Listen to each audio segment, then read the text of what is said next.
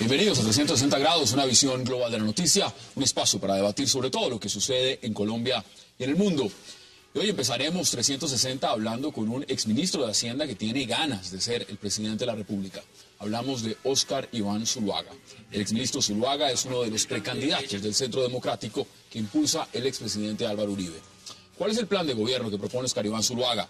¿Y cómo planea derrotar a un presidente Santos que, si bien no dice aún que va por la reelección? Esas respuestas las tendremos hoy aquí, en 360 grados.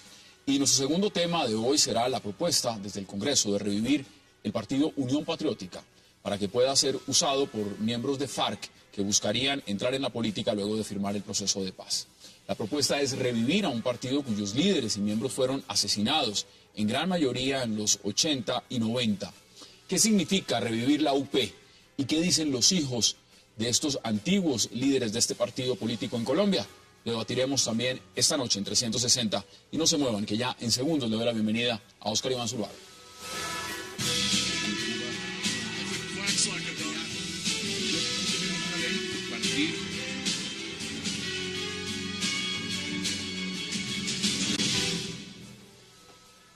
Óscar Iván, bienvenido a 360 grados. Qué placer que haya aceptado la invitación. Gracias, Hassam. Es un gusto estar acá y para que hablemos de temas... De muchos temas. De interés para tenemos todos muchos los temas. Pero bueno, empiézame contando. Usted está recorriendo todo el país. ¿Cómo va lo que es pues una campaña dentro del Centro Democrático, donde también hay otros candidatos que quieren esa aspiración, esa nominación? Pero ¿cómo ha encontrado usted el país? Pero primero es un ejercicio muy estimulante. Hacer política cuando uno está en contacto con todos los ciudadanos, porque lo que yo estoy haciendo, Hassam, es ir a la calle. Digamos, escuchar al ciudadano, poder sentir lo que realmente son sus problemas, sus necesidades y enriquecer la propuesta política. La postura del Centro Democrático creo que le está ayudando mucho al país. Fueron los primeros en salir. Claro, y somos 4 precandidatos con el presidente Uribe como líder, recorriendo Colombia, haciendo talleres para escuchar a todos los líderes comunitarios, todos los líderes sociales, de una manera abierta, sin agenda, espontánea, muestra cuál debe ser el camino de una organización política. Por eso estoy convencido que le estamos aportando algo muy importante a la política colombiana. Diríamos que somos la única organización política que estamos haciendo eso, recorriendo el país, hablando de problemas, de propuestas, de soluciones. Los demás diría uno que no tienen que hacerlo porque el candidato sería, a no ser el polo que tiene a la doctora Clara López, claramente el presidente Santos va a ser el candidato del resto. Pero eso parece ser. Eso es un error, la política hay que hacerla todos los días. Y un gobernante que entienda la dimensión de la política todos los días debe estar en contacto con el ciudadano. Ese es el problema del gobierno Santos, que no ha logrado conectarse con las realidades del país, no ha logrado entender los problemas nacionales y no tiene una agenda clara. Por eso hoy el país, con inmensa preocupación yo veo, ha perdido su rumbo. Y es lo que están sintiendo los ciudadanos colombianos. Y uno lo siente. ¿Qué es lo que más le dicen? ¿Qué es lo que más le dicen, digamos, cuando va a las regiones? Porque una cosa es la perspectiva de ver Colombia en las ciudades, verlo en Bogotá. Otra cosa es cuando uno va a los municipios, cuando va a las diferentes regiones del país. Y lo estamos viendo en manifestaciones de paros. Lo que fue el paro cafetero, lo que pudo ser el paro arrocero, lo que tenía que ver con el mismo tema del agro en Colombia. ¿Usted cómo ve eso en las regiones? Los colombianos están preocupados por el retroceso en seguridad. La seguridad en las regiones se ha perdido muchísimo. El tema de la extorsión, de las bandas criminales, lo que ocurre con las pandillas juveniles, el microtráfico. Están muy angustiados con La Habana. Los diálogos de La Habana en Cuba son de un inmenso riesgo para los colombianos, porque nadie entiende cómo puede estar un gobierno legítimo, hablando de igual a igual, con una organización narcoterrorista que sigue secuestrando, asesinando, extorsionando. Pero eso ya está cocinado. Es decir, lo de La Habana usted ya lo ve que eso ya entró en su etapa final y ahorita veamos la perspectiva cuando se habla del tema agrario. Sería muy grave para el país. Por eso le estamos advirtiendo los riesgos que tiene para Colombia lo que se está discutiendo en La Habana. Para que el gobierno entienda que no es ponerse de acuerdo el gobierno con las FARC, es cómo interpretar lo que estamos viendo los colombianos y los riesgos que tiene unas conversaciones secretas, no sabemos qué han acordado, qué han hablado, únicamente hay informaciones generales en rueda de prensa, pero esa es una de las dificultades. Los colombianos no sabemos ¿Qué le lo que se preocupa? ¿El está tema de acordando. impunidad? El tema de impunidad, el tema de elegibilidad. Eso es muy ¿La grave. participación en política? Que cabecillas que han cometido delitos de lesa humanidad mañana estén en el Congreso. Por Dios. La discusión del modelo de tierras y desarrollo agrícola. Lo de las zonas ¿Cómo de se va a hacer reserva eso? campesina. Gravísimo. Porque detrás de eso el interés de las FARC es crear repúblicas independientes. A las FARC no se le puede creer. Los colombianos no somos ingenuos. Es que Hassam, las FARC le dimos una oportunidad en el Caguán en el año 2000 muy grande. Y lo único que hizo fue engañar a los colombianos. No se le olvide que después del Caguán, las FARC fueron denominadas una organización narcoterrorista por el mundo entero y no han dejado de serlo un solo día. Siguen siendo igual, pero ya hay una connotación. En estos días decía el ministro de Defensa que las FARC hoy se parecen a las BACRIM. Ya no solo no son una organización narcoterrorista, sino una banda criminal. Pero si no, a ver, veámoslo también en perspectiva. Uno ve las declaraciones del jefe negociador Humberto de la Calle y dice el gobierno, las zonas de reserva campesina, por ejemplo, se van a mantener en el estatus en el que están planteados. O sea, lo que pide a las FARC, eso no se va a dar. Y en el contexto también de lo desmilitarizar y eso tampoco se va a dar. Es decir, ¿qué tanto se le puede creer entonces al gobierno frente a lo que está negociando allá? Entonces, ¿para qué se sientan a hablar? Entonces, es la pregunta que un colombiano del común se tendría que hacer. ¿Qué tiene que discutir un gobierno legítimo con una organización terrorista? Es que nada de eso puede estar en juego. Claro, ¿a qué le apuesta las FARC con las zonas de reserva? Que con sus milicias, con las áreas en las que hoy tiene narcotráfico, mañana pueda consolidar territorios independientes. No podemos ser ingenuos los colombianos con las FARC. Las FARC siempre nos han engañado. Y por eso, la única fórmula para poderse asentar con las FARC es exigiéndoles un cese unilateral de sus acciones terroristas. Como lo dijo el presidente Santos el día de su posesión, Hassam. 4 inamovibles. Bueno, pero eso es otro discurso. Bueno, pero fíjese que no es coherente. 4 inamovibles y por eso los colombianos no creemos. Y por eso lo están castigando en las encuestas de opinión. Porque una cosa es lo que ha dicho y otra cosa es lo que está haciendo. 4 inamovibles, renuncia a las armas, al secuestro, a la extorsión y al narcotráfico. Nada de eso está sobre la mesa inicialmente. Pero usted sabe muy bien que el tema de la agenda cambió. La agenda del presidente Santos es otra. Y en el marco de lo que representa esa agenda, los partidos políticos, y no hablemos de, por supuesto, la totalidad, pero sí un 85% de los partidos políticos en Colombia se han ido detrás del presidente. Algunos cuestionan si eso es mermelada, otros dicen que esto es política. El tema de fondo es que en el marco de lo que significa la reelección y el proceso de paz, ¿usted cree que eso está ligado y que evidentemente esa favorabilidad que pueda tener el proceso de paz depende de la reelección del presidente Santos? El pueblo colombiano le está castigando la falta de coherencia al gobierno y al presidente Santos. ¿Por qué? Porque se hizo elegir con unas ideas. ¿Por qué votamos los colombianos por Santos? Para que le diera continuidad a lo que venía ocurriendo en el país, a la política de seguridad democrática, a la promoción de la inversión, a la política social. Y él creó una agenda diferente. Se hizo elegir y gobernó con otras ideas. Eso se lo está castigando a los colombianos. Porque el país está retrocediendo. Estamos retrocediendo en seguridad. Los diálogos de La Habana son un riesgo enorme. La economía se está debilitando. Crecemos a tasas menores. La crisis del sector agropecuario es inmensa. No es sino ver lo que ha ocurrido con los paros. No hay reforma a la justicia. Bueno, la reforma fue un fiasco. Eso fue un fiasco completo y se reconoce en todas las esferas. Ahorita está presentando, el gobierno acaba de presentar una nueva reforma de salud. Pero mire, vamos por partes. Usted fue ministro de Hacienda. A usted le gustan los números. Conoce. En el tema de fondo de lo que dice el DANE, por ejemplo, de un 4% de crecimiento. Esas cifras, ¿cómo las valora usted? Eso es una cifra modesta para Colombia. Colombia debería crecer a una tasa potencial que es del orden del 4.8%, según lo reconoce el propio gobierno. Crecer el 4 es crecer menos de lo que debería crecer la economía. El ministro Cárdenas está diciendo que es una maravilla. No, no es una maravilla. Él reconoce que no se pueden sentir satisfechos. Con un crecimiento del 4%, que es lo que está creciendo fuerte, el sistema financiero y la minería.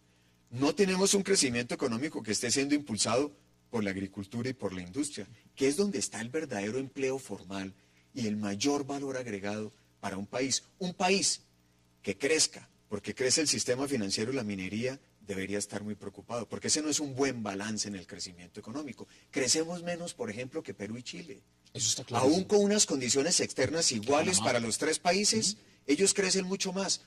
Luego, Colombia sí tiene que revisar la dinámica de crecimiento económico porque el año 2012 no es bueno Y las perspectivas de este año son muy dudosas. El primer trimestre no arrancó bien. Las cifras que ya conocemos de industria, por ejemplo, en enero y comercio del DANE, no son buenas, de construcción, de venta de vehículos. El índice de confianza del consumidor está cayendo. Se han debilitado las condiciones esa bandera económica, entonces, en su opinión, está bajando. Se ha perdido. Las cifras son contundentes y son evidentes. Sobre uno de los puntos, y miremos el tema agrario en Colombia.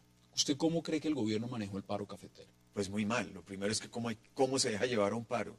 Mire usted lo que ocurrió. En diciembre del año pasado, en el Congreso Cafetero, el presidente Santos le dijo a los cafeteros, la caficultura no está en crisis.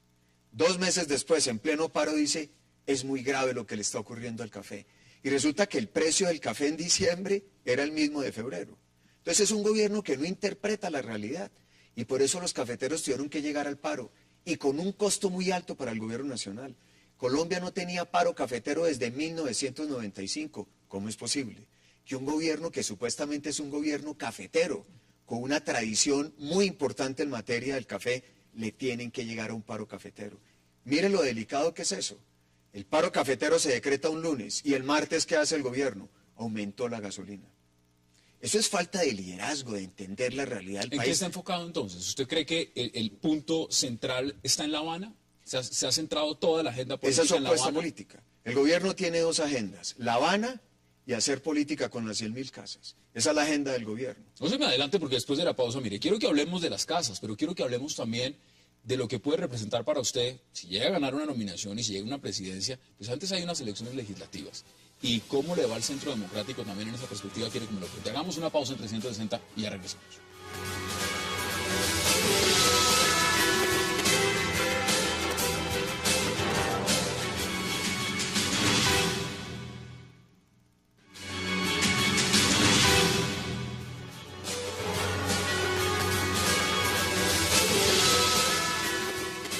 Regresamos a 360 grados en esta entrevista con Óscar Iván Zuluaga. Mire, usted estaba hablando de las casas.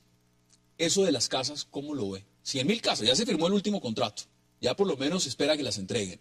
¿Eso qué viene siendo y qué representa para el gobierno Santos y también para su ministro Vargas Lleras? ¿Cómo nació el programa Las 100.000 casas? Cuando el presidente bajó el año pasado en las encuestas.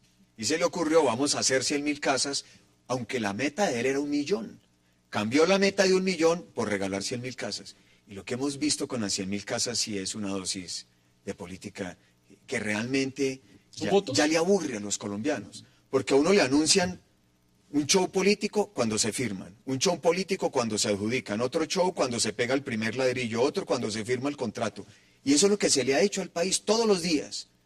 Es una estrategia para hacerle casi que una campaña política al ministro Germán Vargas. Algunos critican justamente el hecho de que se estén firmando millones y millones y millones sobre unas casas y Yopal esté sin acueducto, esté sin agua potable. Esa es la gran contradicción. O sea, ¿eso es entendible dentro del marco político en Colombia? Eso es inaudito. Y no solo eso, Hassan. ¿Sabe cuánto valen las 100.000 casas regaladas? Deme la cifra. 4.2 billones de pesos. Eso le decían los cafeteros al presidente. Le decían, oiga, presidente, ¿cómo que hay 4.2 billones para regalar 100.000 casas y no hay recursos para apoyar a los cafeteros que generamos 2 millones de empleos? Y eso puso a pensar al gobierno. Y al ministro, mire, uno de los escenarios, evidentemente también porque la apuesta no es solo presidencial, la apuesta del Centro Democrático tiene que ver con las legislativas. En las legislativas la gran pregunta es si el presidente Uribe encabeza o no encabeza. ¿Usted cree que si él no encabeza, hay posibilidades alguna reales de que el Centro Democrático llegue a sacar el número de curules que aspira? Es mucho más exitoso si el presidente Uribe encabeza la lista. Y me parece que eso crea un hecho político claro. El presidente Uribe es el líder visible del Centro Democrático. El Centro Democrático tiene como inspirador el liderazgo del presidente Uribe. Su legado comprobado por 8 años de gobierno. Y eso es lo que nutre al Centro Democrático desde el punto de vista político y programático. Por lo tanto, sí es muy importante que el presidente Uribe encabece la lista del Senado. ¿Usted cree que lo haga? Yo estoy seguro que sí lo va a hacer.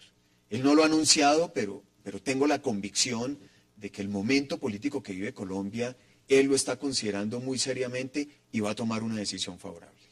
El hecho de que el Centro Democrático hoy en día y el Polo tengan sistemáticamente acuerdos, no me refiero a acuerdos hechos, suscritos, pero en agenda política en la oposición, ¿algún día se lo imaginó? Que estuviera, por ejemplo, el senador Robledo y el expresidente Uribe diciendo y pensando lo mismo sobre temas del país. Hay muchos momentos políticos, yo recuerdo yo estaba en el Senado de la República, en que tuve un par de coincidencias en algunos debates con el senador Robledo. Y yo creo que la política tiene que verse con esa naturalidad. Lo que está haciendo el gobierno Santos no es claro para el país. Y eso significa que los que no estamos de acuerdo tenemos que expresárselo a los colombianos. Pero el gobierno que eso genera algunas coincidencias en algunos temas tan críticos como los cafeteros. Es que el Centro Democrático tiene una convicción muy grande con los cafeteros. Robledo es una persona que ha venido con su discurso desde hace muchas décadas con el tema de los cafeteros.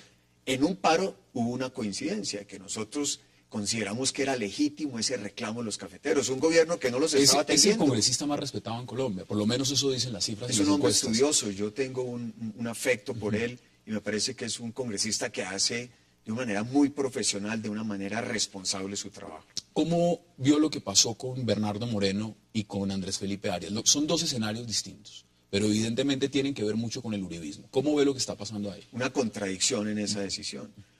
Muy estimulante verlo de Bernardo, que finalmente se reconoce que las razones por las cuales estaba detenido no tenían sustento en la realidad. Y es el mismo caso de Andrés Felipe.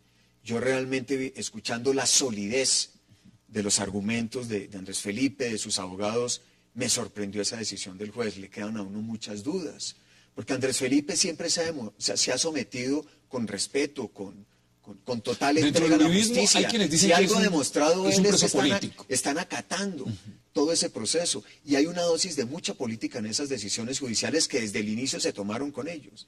Ha sido un momento muy difícil, pero tengo la convicción que van a lograr demostrar en su juicio la inocencia. Yo espero que eso sea así. Ha sido una prueba muy compleja, pero confío en que sea exitoso al final del ¿A usted proceso. le molesta si lo comparan, por ejemplo, con Andrés Felipe Arias, en su cercanía con el expresidente Uribe, si tienen coincidencias o no, si es una ficha del uribismo de ese talante? Yo tengo aprecio y afecto por él porque fuimos compañeros de gobierno.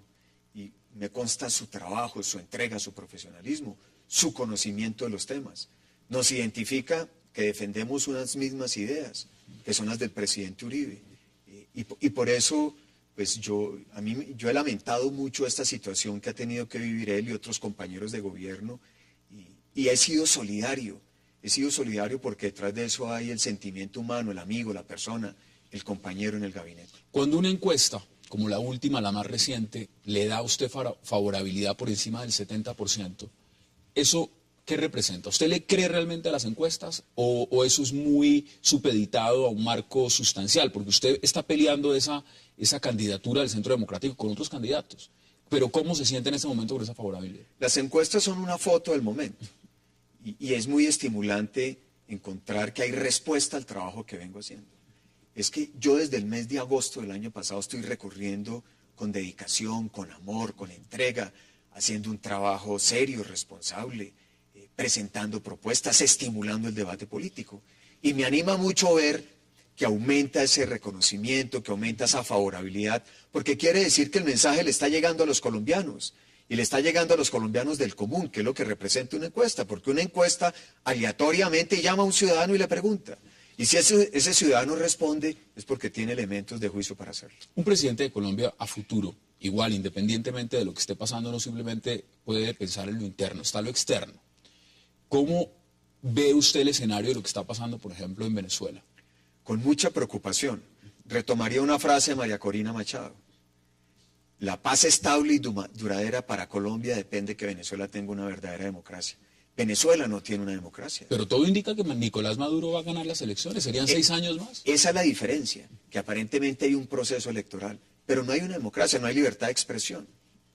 Allá los medios no pueden informar libremente. Y frente al proceso de paz, ¿qué tan ligado o cómo cambiaría la agenda de lo que está jugándose Colombia en La Habana con Nicolás Maduro en la presidencia? Pues es la continuidad de Chávez. Yo lo dije, las llaves de la paz de Colombia las tiene Chávez, o las tenía, porque hoy Chávez pues es una persona que ya ha fallecido. Pero eso es lo que explica por qué Santos llamó a Chávez mi nuevo mejor amigo y con ello cambiar la política de seguridad democrática. Santos se quedó con Chávez e hizo un lado a Uribe. ¿Usted cree que ese fue el detonante? Pues sin lugar a dudas, que es muy grave.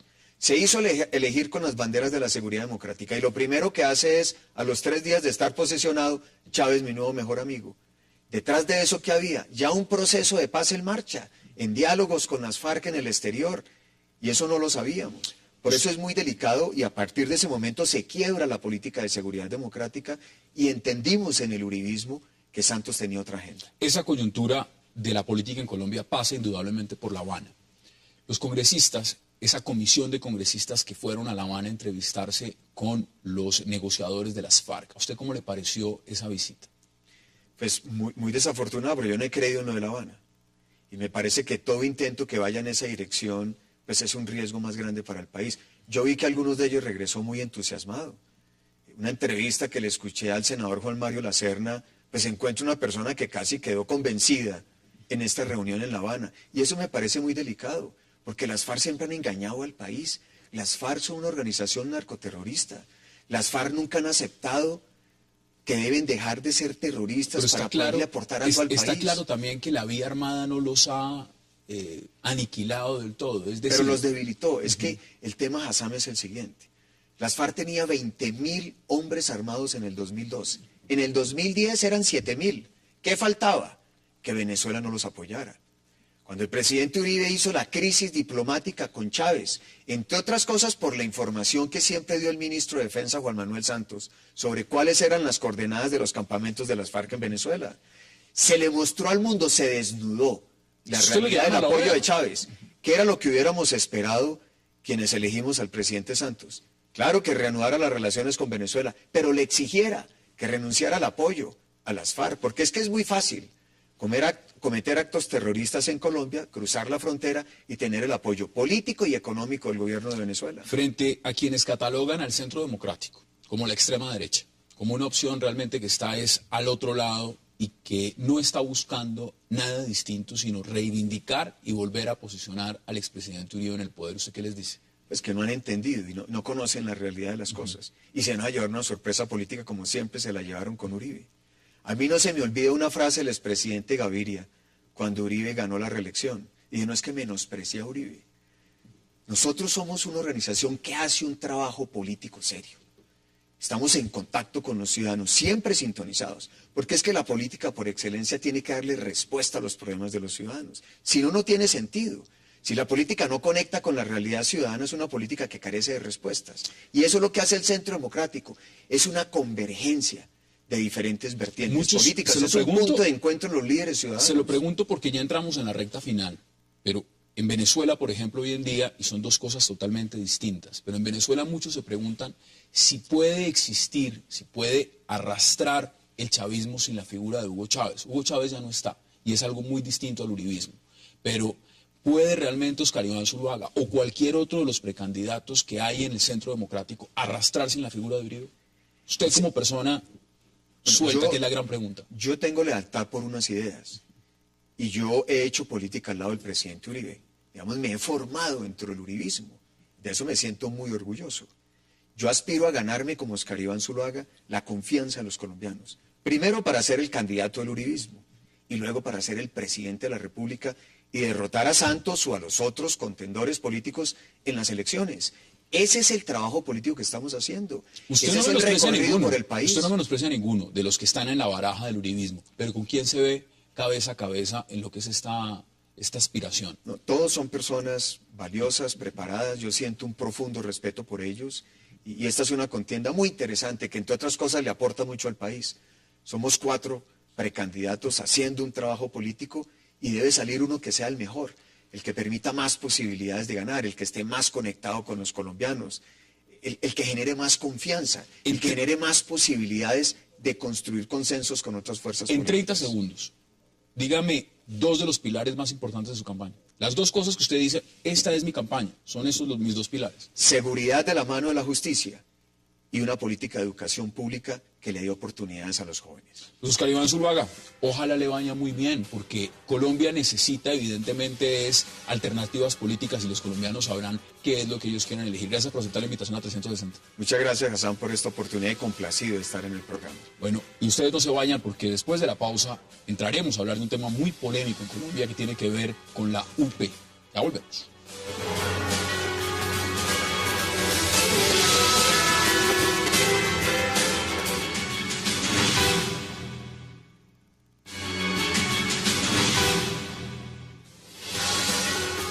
Regresamos a 360 grados y ahora vamos a hablar, por supuesto, de un tema que tiene que ver mucho con Colombia.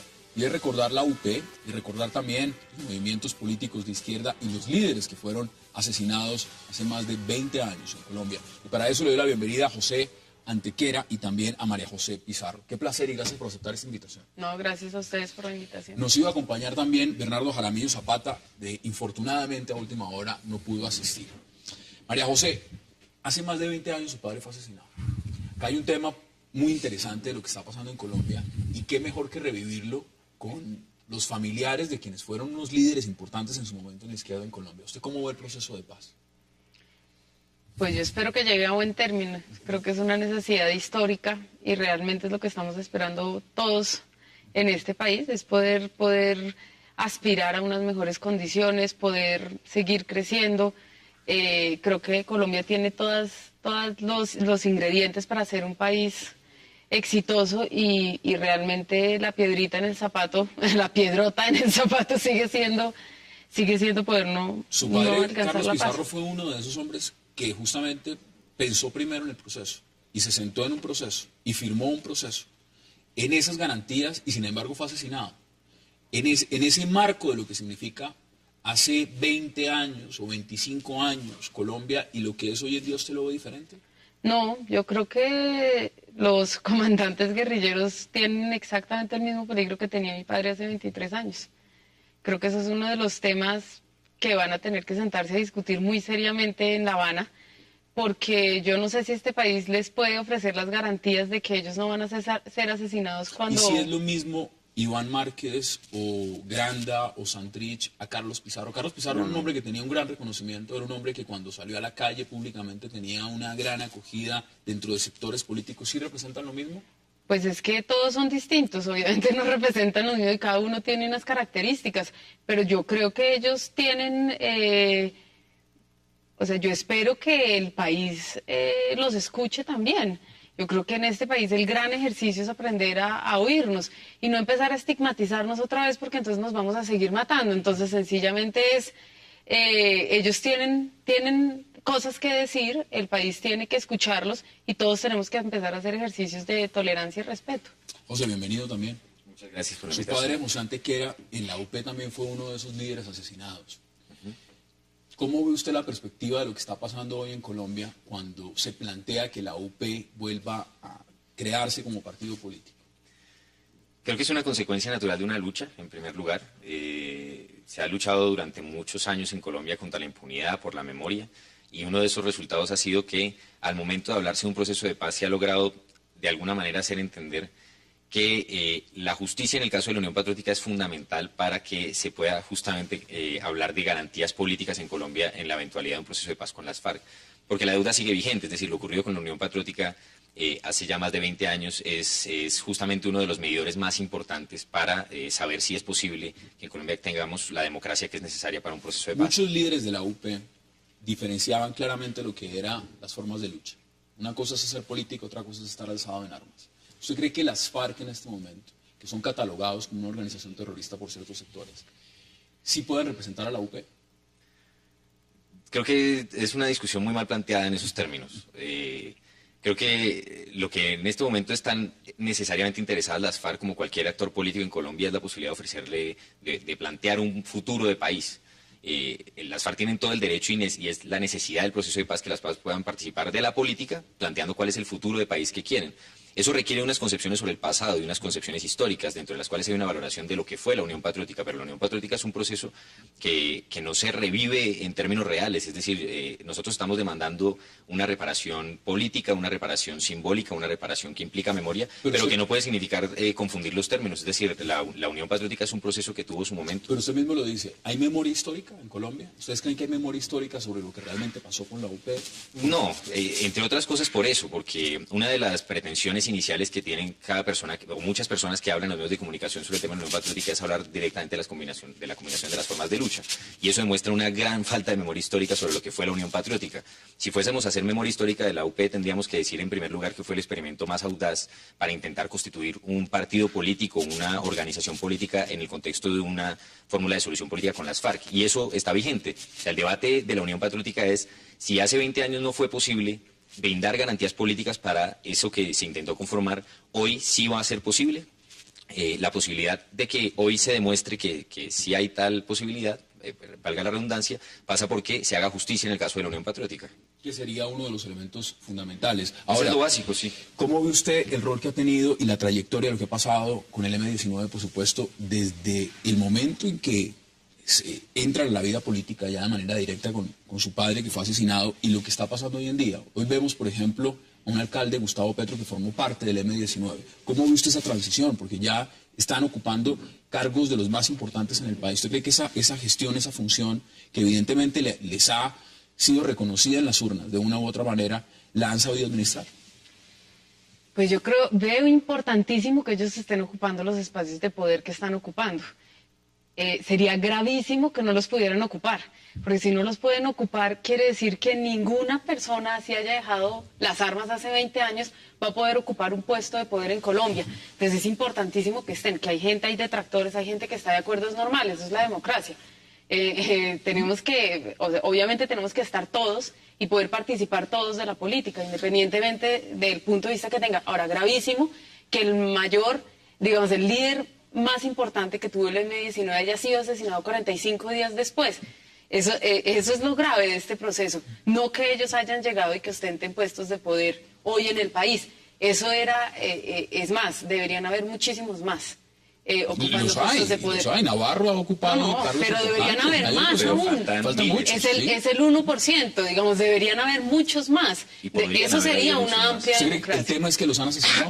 Sí, evidentemente. Directamente. Yo estoy absolutamente seguro que este país sería muy distinto si estuviesen vivos Iván Marino Ospina, Álvaro Fayad, Jaime Pardo Leal, Bernardo Jaramillo Ossa, bueno... Hay cientos de miles de nombres de personas que hacen falta la democracia colombiana. Sí, evidentemente fueron miles. Sí. Y otro tipo de congreso tendrías también. En un congreso con Álvaro Gómez, Carlos Pizarro, Luis Carlos Galán, en fin, en un congreso tendrías un congreso con unas condiciones completamente distintas. Por eso le preguntaba si ha cambiado o no el país en 20 años. Porque evidentemente usted habla de la poca representación, pero también ha sido por factores de homicidios, los han asesinado, otros han tomado otro camino. Entonces, en la vida política, después de 23 años, por eso les pregunto, ¿si hay cambios o no los hay? Es obvio que hay cambios. No puede pasar 20 años sin que cambien muchas cosas. Pero lo cierto es que el hecho de que existan cambios en Colombia no elimina el hecho de que Colombia tiene un hueco en la democracia. Sí, la democracia colombiana es una dona vergonzosa, a la que le hace falta ese gran hueco que son las víctimas. Y si queremos hoy hablar de un proceso de paz que significa garantías políticas, reconstitución democrática, hay que hablar de la dona. Cuando usted habla de las víctimas, y es un tema importante porque los críticos del proceso de paz, si algo le critican a las FARC, por ejemplo, es que digan que ellos son las víctimas y que evidentemente no reconocen porque las víctimas son intrascendentales. Cuando está esa posición del otro lado de la mesa, ¿usted qué dice? Pues me parece que es una cosa que uno tiene que leer con el transcurso del proceso. Ya luego ha habido declaraciones en las que las FARC han admitido que en el marco del conflicto también han producido es que no lo puede negar, etcétera. Ahora, también me parece que hay una cosa que no se puede negar en este país. La insurgencia colombiana existe, las FARC existen en gran medida por el hecho de que en muchas poblaciones, en campos y en territorios se han ejecutado políticas que han afectado a personas que han tenido que recurrir al camino de las armas. Esa es una realidad. ¿Qué estatus tienen esas personas en el país? ¿Cómo es que este país las ve? Este país ha de ver a esas personas como lo que se conoce como delincuentes políticos. Y un delincuente político tiene un tratamiento como delincuente político y no como delincuente común, porque se comprende que su motivación, no solo ideológica, sino su motivación vital, pasa por el hecho de haber sufrido afectaciones a sus derechos antes de emprender la lucha armada. ¿Y las FARC reivindican eso? Por supuesto, es obvio, es lógico. Si no reivindicaran eso, no podría reivindicar ser sujetos políticos, delincuentes políticos en el país. Hay dos puntos. Usted lo plantea de una forma evidente. Ahora, veámoslo del otro lado. Frente a los que dicen y plantean, las FARC son una organización narcoterrorista. Lo que se está buscando hoy en día no es nada distinto a reivindicar y darle participación política a quienes han cometido crímenes de lesa humanidad. ¿Esa posibilidad está sobre la mesa o sencillamente entonces el país frente a eso lo que está viendo es algo totalmente absurdo? Lo que pasa es que decir que una organización es una organización narcoterrorista ni siquiera tiene asidero jurídico teórico. Es decir, no se sabe muy bien qué es eso y qué es lo que significa. Entonces, la realidad, las FARC son una organización alzada en armas, es una organización insurgente que ha cometido vulneraciones graves a los derechos humanos, vulneraciones graves al derecho internacional humanitario y sobre las que se tienen que investigar posibles acontecimientos de crímenes de lesa humanidad en un escenario como una comisión de la verdad para saber qué tipo de cosas estamos hablando, porque hay cosas que no se conocen sobre lo que ha sido la historia de las FARC. Entre otras cosas hay que decirlo, en medio de la guerra y en medio del conflicto, es obvio que se han utilizado también mecanismos de judicialización que no nos dejan claro qué es lo que ha pasado con las FARC o con las fuerzas militares en Colombia. ¿Cuál es uno de los temas que ustedes ven con mayor preocupación? Es decir, es evidente que hay una crisis en la justicia, es evidente que hay una altísima corrupción, es evidente que el gobierno dentro de muchos aspectos no ha podido satisfacer, y me refiero al actual, al pasado y los demás, una gran diferencia del bache social, porque Colombia sigue siendo muy desigual. ¿Ustedes creen que si sus padres estuvieran vivos en este momento y hubieran podido llevar una agenda política como la querían hacer, esa diferencia, que eran los puntos más importantes, hubiera cambiado? Yo creo que estamos ante un panorama que es el que tenemos. El problema no es si ellos hubiesen estado, ¿qué habría pasado? La realidad es que no están hoy. La realidad es que fueron asesinados. La realidad es que fueron asesinados también, como se dice, por paramilitares, pero también por agentes del Estado. Y no hay una responsabilidad del Estado frente a eso. ¿Sí me entiendes? Es decir... Eso lo quiero preguntar después de la pausa y es, ¿cómo les ha retribuido a ustedes la justicia por lo menos esos crímenes, esos asesinatos? Si realmente les ha respondido o no frente a lo que es hacer justicia, porque esos fueron crímenes. Y si se hizo o no se hizo. Pero eso me lo contestan después de la pausa. Vamos a la pausa y ya regresamos a 360.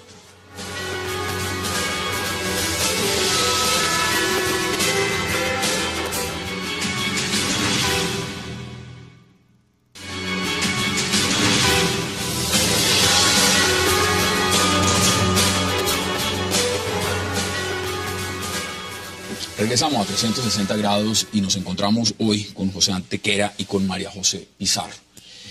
Estábamos hablando de algo importante y es ¿qué ha hecho la justicia? Después de 20 años del asesinato de los padres de ustedes, ¿qué ha hecho la justicia? Eso es una respuesta rápida, no ha hecho nada. Exacto, Sí, nada. No ha hecho nada. Sí, pero yo voy a retomar una cosa y es... Sí vale la pena hacernos la pregunta acerca de qué fue lo que pasó con el asesinato de Carlos Pizarro, Leonardo Jaramillo, José Antequera. Muchos. Lo que pasó fue histórico. No es simplemente la ausencia de ellos, pues como si se tratara de algo más. O sea, lo que se asesinó con esa generación fue la posibilidad histórica de que en Colombia se realizara, no la paz que vamos a realizar ahora, que es una paz que desafortunadamente tendrá que ser con demasiadas concesiones en términos de lo que son las reivindicaciones sociales inmersas en el problema del conflicto. Lo que se asesinó fue la posibilidad de una paz que hubiese llevado a transformaciones mucho más profundas de las que vamos a lograr en este momento. ¿Usted cree que la izquierda, digamos, y cuando hablamos de la izquierda en América Latina, y también quiero conocer la opinión de ustedes frente a lo que es la izquierda hoy en día en Colombia, la izquierda llegó a Brasil a la presidencia, llegó a Venezuela, estuvo en Chile ya no con Piñera, pero también estuvo en Uruguay, lo está ahora con el kirchnerismo en Argentina? ¿Por qué la izquierda en Colombia no ha podido llegar a la presidencia? Yo creo que tenemos una izquierda huérfana, pero también tenemos una democracia huérfana. Es decir, los líderes naturales que tenían que llegar a ocupar los puestos de poder, digamos, el relevo generacional no está todo asesinado. Entonces, los mataron, decirlo como es, sencillamente los gobiernos los mataron. Exacto, entonces tenemos una democracia huérfana, faltan muchos, tenemos una izquierda, en mi criterio, huérfana, hay grandes personajes poco reconocidos que están igual haciendo política y falta que se preparen nuevos rostros que puedan aglutinar, pero no solamente la izquierda. Lo que pasa es que yo creo que ya hay que, yo creo que si queremos, este es un criterio muy personal, si queremos superar realmente el conflicto o la visión que tenemos del enemigo en este país, tenemos que dejar de hablar de izquierda y derecha. No, evidentemente es un tema, y en el mundo en general. No, es un tema político, pero sí, o sea, en Colombia pasa algo muy grave, y es que en Colombia los extremos los han ido aniquilando. Y esa es una de las grandes no problemáticas. Solamente los extremos. Pero es que hablar de la izquierda en Colombia no es hablar de un extremo. No me refiero a un extremo. Pero de lo que estamos hablando es del hecho de que la nación colombiana pudo haberse reconfigurado en torno a otros valores y otro modo de vivir muy distinto. Y ha habido un plan específico por no hacerlo. ¿Por qué sí pudo pasar en otros países y no pasó en Colombia? Yo te invito, por ejemplo, a que revisemos la prensa del año 1988, 1989 en América Latina. En esos periódicos aparecen, en el mismo periódico, las campañas presidenciales de Lula da Silva, la campaña presidencial de Tabaré Vázquez y la campaña presidencial de Bernardo Jaramillo a la presidencia. Lula llegó a la presidencia. ¿Cuántos años después? Bastantes más. Tabaré también. Y en Colombia el que estaba de candidato no llegó.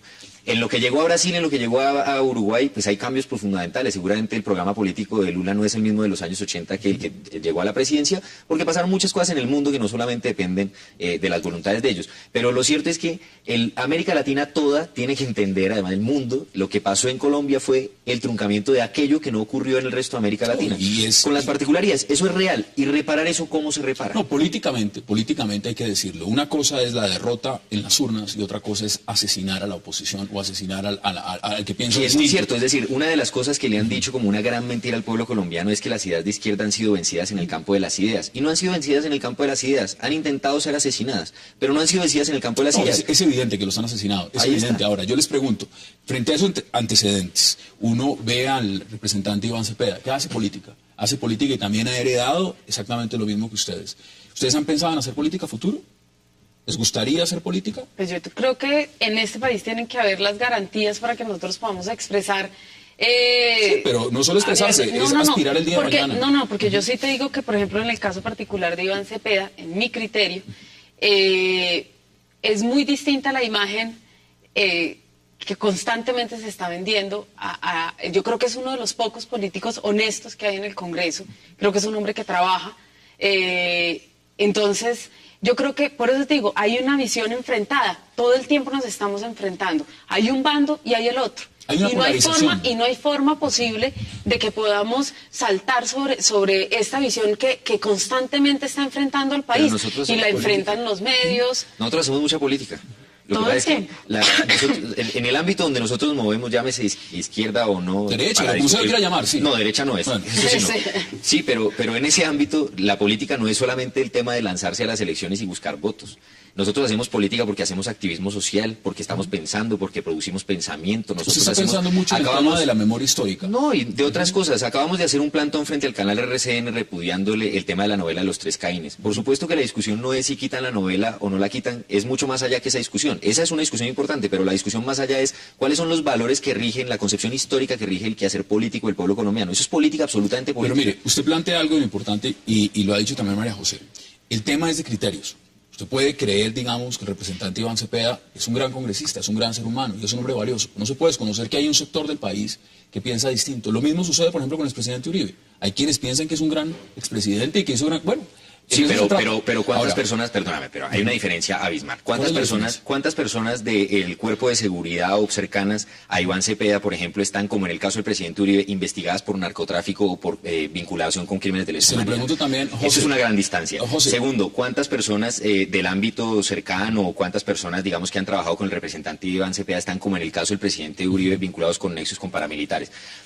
La mayoría de las personas que apoyaron como congresistas al presidente Uribe para que llegara a la presidencia terminaron después vinculados con la parapolítica. Las personas que acompañan al representante Iván Cepeda son del Polo Democrático Alternativo o de los movimientos sociales y eso no pasa ahí. Por eso es importante el debate, justamente porque cuando se ven las perspectivas y las acusaciones, por ejemplo, que ha hecho, y ahí entraríamos en otro debate, que ha hecho el representante Cepeda sobre el expresidente Uribe, muchos cuestionan si está manipulando o no los testigos. Si 21... No, y entramos en otro debate. Entonces, la gran pregunta... Entremos en el debate que sea, pero hagamos la lista comparada. ¿Cuántas personas, digo yo por lista, del círculo de las personas que acompañan al representante Iván Cepeda han sido siquiera investigadas por asuntos siquiera similares a las personas que del propio círculo de seguridad acaban de retirar a una de las personas que ejerció la seguridad del presidente Uribe, otro más, ¿cierto? Vinculado con el tema del narcotráfico y el paramilitarismo. Estamos hablando de realidades objetivas, es que esto no es un tema de discusiones y debates. ¿Usted cree, digamos, que en el marco de lo que eso representa, y esto no es un debate porque no están las posiciones de derecha para contrarrestarle lo que usted diga, sino es una posición desde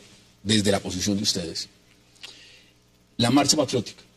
¿Cómo ven marcha patriótica? ¿Les gusta Marcha Patriótica? Es una esperanza gigante para este país la posibilidad de que exista un movimiento como la Marcha Patriótica. No por lo que muchos periodistas piensan que es la idea de que la Marcha Patriótica es el experimento de las FARC o el revivir la Unión Patriótica.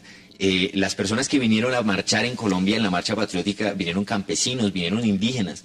Sí, yo no sé cuántas veces hemos visto en Colombia marchar en los últimos años a campesinos indígenas, de nuevo empoderados, campesinos indígenas que en este país están normalmente mandados simplemente a ser reclamantes de indemnizaciones, a pedir familias en acción, a ese tipo de cosas. La esperanza de que se empoderen, la esperanza de que existe un movimiento político desde ahí es gigante. ¿Usted cómo lo ve? ¿Cómo ve Marcha Patriótica? Quisiera ver muchas más marchas en general, no solamente la patriótica, sino querría ver a todos los sectores sociales de este país empoderados.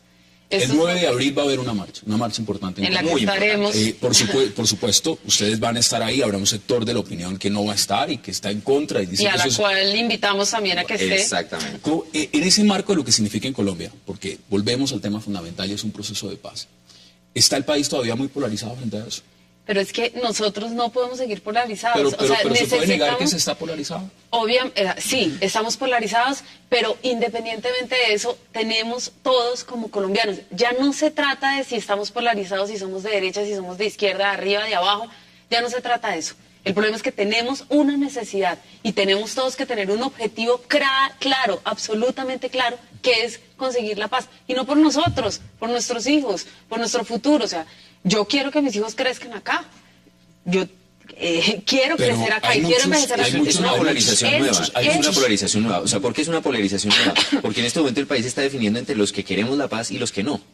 Sí, entonces, entre los que no quieren la paz está José Nulo Gaviria, está Álvaro Uribe Vélez. ¿Es esa posición ese tipo de personas son los que no quieren la paz? ¿Es esa posición tan simplista de no querer la paz o es una posición muy distinta y es no querer la paz dentro de unas condiciones como las que se están dando? No, es una posición, es que no es para nada una posición simplista. ¿Se quiere o no se quiere la paz? El debate cuál es, el debate es si Colombia continúa en guerra, continúan los negocios de los que se alimentan en la guerra, continúan los negocios de los que venden las armas, continúan los negocios de los que argumentan el conflicto armado interno para meterse en los territorios e imponer empresas multinacionales. Eso es lo que continúa en Colombia. Si en Colombia hay paz, aún con un gran espectro ideológico, con un gran espectro político, hay una participación política democrática, es decir, hay una discusión de otro tipo y conformar un gran bloque en Colombia por la paz es lo que estamos intentando. Habla de armas y habla de un montón de cosas, pero en ningún momento ha hablado de los secuestros de las FARC, en ningún momento ha hablado del reclutamiento de menores. ¿Y qué quieres que te diga sobre eso? No, es que usted está planteando un lado de la historia. No, hablemos de eso, pero ¿qué quieres que te diga al respecto? Sería interesante si yo no fuera moderador y lo podríamos hacer. Pero pregúntame algo que quieras que te diga sobre el tema de los secuestros o sobre lo que sea y te respondo. Se puede hablar sobre la paz en Colombia cuando simplemente se cataloga los errores de un sector y no se habla del... Mire, yo le puedo decir a todo el mundo en cámara, esa es la cámara, le puedo decir a todo el mundo, somos absolutamente conscientes de que en Colombia las guerrillas han cometido actos que nosotros reprochamos absolutamente. Eso de alguna manera elimina el hecho de que la necesidad de toda la nación colombiana es un proceso de paz por la vía política y por la solución política y negociada. No. Entonces... Mira, nosotros estamos dispuestos y siempre hemos estado, o sea, nosotros no estuvimos alzados en armas. Eso sí, yo soy, José no, está clarísimo. Yo soy hija de un comandante guerrillero. José no, yo soy hija de un comandante guerrillero.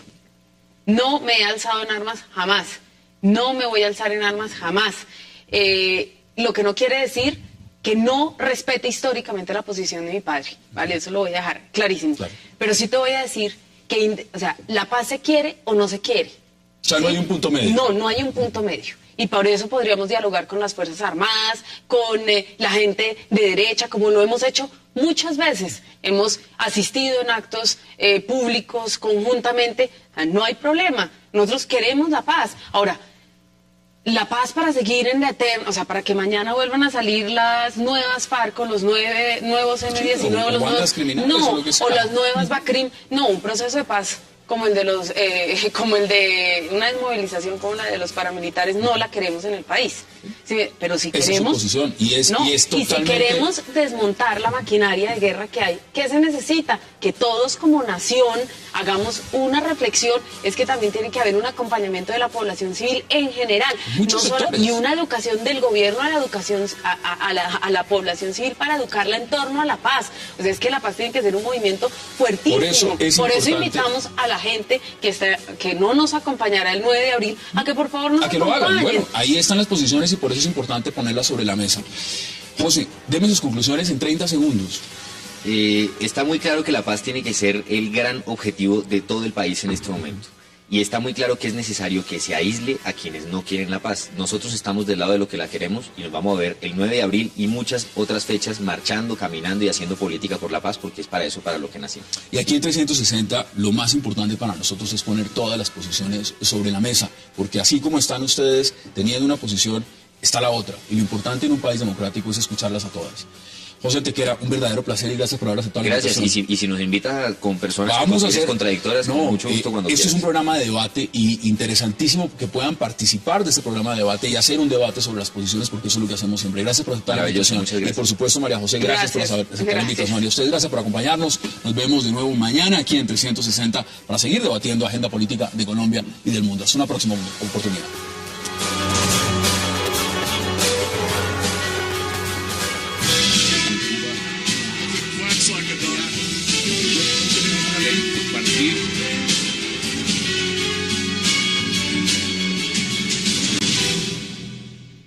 Falta de coherencia al gobierno y al presidente Santos. ¿Por qué? Porque se hizo elegir con unas ideas. ¿Por qué votamos los colombianos por Santos? Para que le diera continuidad a lo que venía ocurriendo en el país, a la política de seguridad democrática, a la promoción de la inversión, a la política social. Y él creó una agenda diferente. Se hizo elegir y gobernó con otras ideas. Eso se lo está castigando a los colombianos, porque el país está retrocediendo. Estamos retrocediendo en seguridad. Los diálogos de La Habana son un riesgo enorme. La economía se está debilitando. Crecemos a tasas menores. La crisis del sector agropecuario es inmensa. No es sino ver lo que ha ocurrido con los paros. No hay reforma a la justicia. Bueno, la reforma fue un fiasco. Eso fue un fiasco completo y se reconoce en todas las esferas. Ahorita está presentando, el gobierno acaba de presentar una nueva reforma de salud. Pero mire, vamos por partes. Usted fue ministro de Hacienda. A usted le gustan los números. Conoce. En el tema de fondo de lo que dice el DANE, por ejemplo, de un 4% de crecimiento. Esas cifras, ¿cómo las valora usted? Eso es una cifra modesta para Colombia. Colombia debería crecer a una tasa potencial que es del orden del 4.8%, según lo reconoce el propio gobierno. Crecer el 4 es crecer menos de lo que debería crecer la ministro economía. Cárdenas está diciendo que es una maravilla. No, no es una maravilla. Él reconoce que no se pueden sentir satisfechos. Con un crecimiento del 4%, ¿qué es lo que está creciendo fuerte? El sistema financiero y la minería. No tenemos un crecimiento económico que esté siendo impulsado por la agricultura y por la industria, que es donde está el verdadero empleo formal y el mayor valor agregado para un país. Un país que crezca, porque crece el sistema financiero y la minería, debería estar muy preocupado, porque ese no es un buen balance en el crecimiento económico. Crecemos menos, por ejemplo, que Perú y Chile. Eso está claro. Aún con unas condiciones externas iguales para los tres países, ellos crecen mucho más. Luego, Colombia sí tiene que revisar la dinámica de crecimiento económico porque el...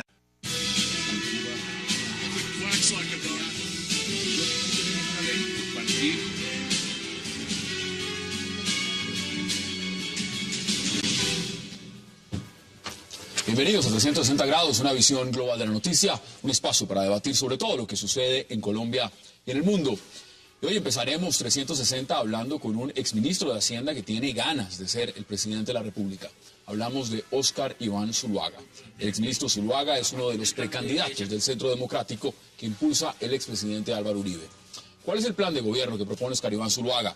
¿Y cómo planea derrotar a un presidente Santos que, si bien no dice aún que va por la reelección? Esas respuestas las tendremos hoy aquí, en 360 grados. Y nuestro segundo tema de hoy será la propuesta desde el Congreso de revivir el partido Unión Patriótica para que pueda ser usado por miembros de FARC que buscarían entrar en la política luego de firmar el proceso de paz. La propuesta es revivir a un partido cuyos líderes y miembros fueron asesinados, en gran mayoría en los 80 y 90. ¿Qué significa revivir la UP? ¿Y qué dicen los hijos de estos antiguos líderes de este partido político en Colombia? Lo debatiremos también esta noche en 360. Y no se muevan, que ya en segundos le doy la bienvenida a Óscar Iván Zuluaga.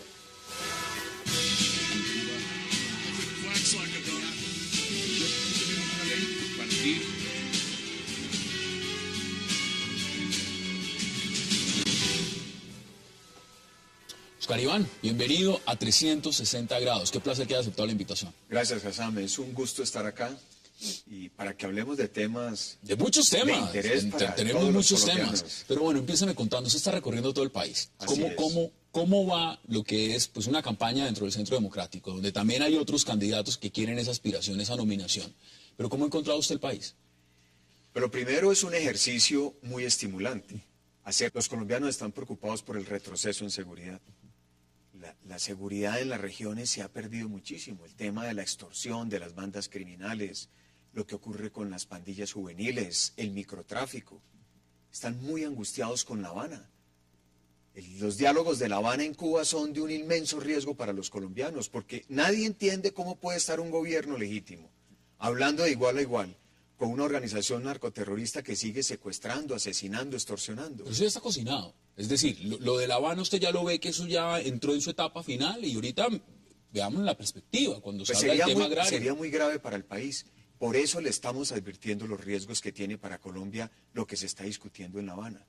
Para que el gobierno entienda que no es ponerse de acuerdo el gobierno con las FARC, es cómo interpretar lo que estamos viendo los colombianos y los riesgos que tiene unas conversaciones secretas, no sabemos qué han acordado, qué han hablado, únicamente hay informaciones generales en rueda de prensa, pero esa es una de las dificultades. Los colombianos no sabemos ¿Qué le lo que se preocupa? ¿El está tema de acordando. impunidad? El tema de impunidad, el tema de elegibilidad. Eso es muy ¿La grave. participación en política? Que cabecillas que han cometido delitos de lesa humanidad mañana estén en el Congreso. Por Dios. La discusión del modelo de tierras y de desarrollo agrícola. Lo de las zonas ¿Cómo de se va a hacer reserva eso? campesina. Gravísimo. Porque detrás de eso el interés de las FARC es crear repúblicas independientes. A las FARC no se le puede creer. Los colombianos no somos ingenuos. Es que Hassam, las FARC le dimos una oportunidad en el Caguán en el año 2000 muy grande. Y lo único que hizo fue engañar a los colombianos. No se le olvide que después del Caguán, las FARC fueron denominadas una organización narcoterrorista por el mundo entero y no han dejado de serlo un solo día. Siguen siendo igual, pero ya hay una connotación.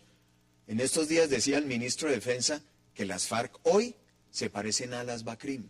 Ya no solo no son una organización narcoterrorista, sino una banda criminal. Pero si no, a ver, veámoslo también en perspectiva. Uno ve las declaraciones del jefe negociador Humberto de la Calle y dice el gobierno, las zonas de reserva campesina, por ejemplo, se van a mantener en el estatus en el que están planteados. O sea, lo que pide a las FARC, eso no se va a dar. Y en el contexto también de lo desmilitarizar y eso tampoco se va a dar. Es decir, ¿qué tanto se le puede creer entonces al gobierno frente a lo que está negociando allá? Entonces, ¿para qué se sientan a hablar? Entonces, es la pregunta que un colombiano del común se tendría que hacer. ¿Qué tiene que discutir un gobierno legítimo con una organización terrorista? Es que nada de eso puede estar en juego. Claro, ¿a qué le apuesta las FARC con las zonas de reserva? Que con sus milicias, con las áreas en las que hoy tiene narcotráfico, mañana pueda consolidar territorios independientes. No podemos ser ingenuos los colombianos con las FARC.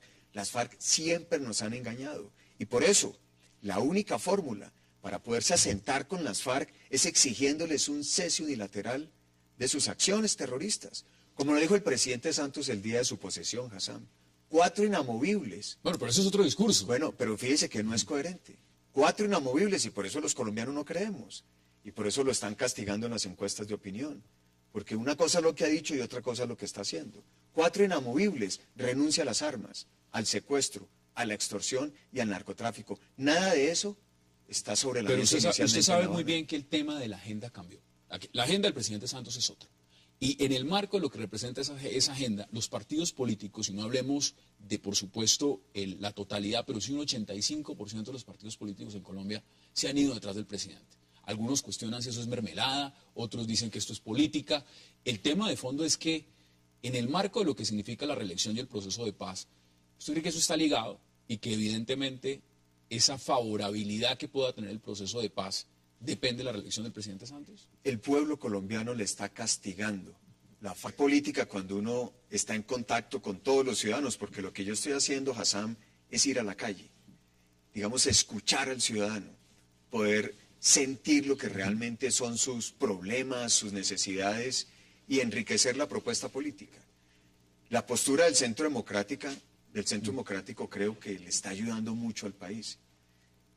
Fueron los primeros en salir. Claro, y somos 4 precandidatos con el presidente Uribe como líder, recorriendo Colombia, haciendo talleres para escuchar a todos los líderes comunitarios, todos los líderes sociales, de una manera abierta, sin agenda, espontánea.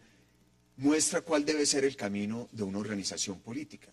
Por eso estoy convencido que le estamos aportando algo muy importante a la política colombiana. Diríamos que somos la única organización política que estamos haciendo eso, recorriendo el país, hablando de problemas, de propuestas, de soluciones. Los demás diría uno que no tienen que hacerlo porque el candidato sería, a no ser el polo que tiene a la doctora Clara López, claramente el presidente Santos va a ser el candidato del resto. Pero eso parece ser. Eso es un error, la política hay que hacerla todos los días.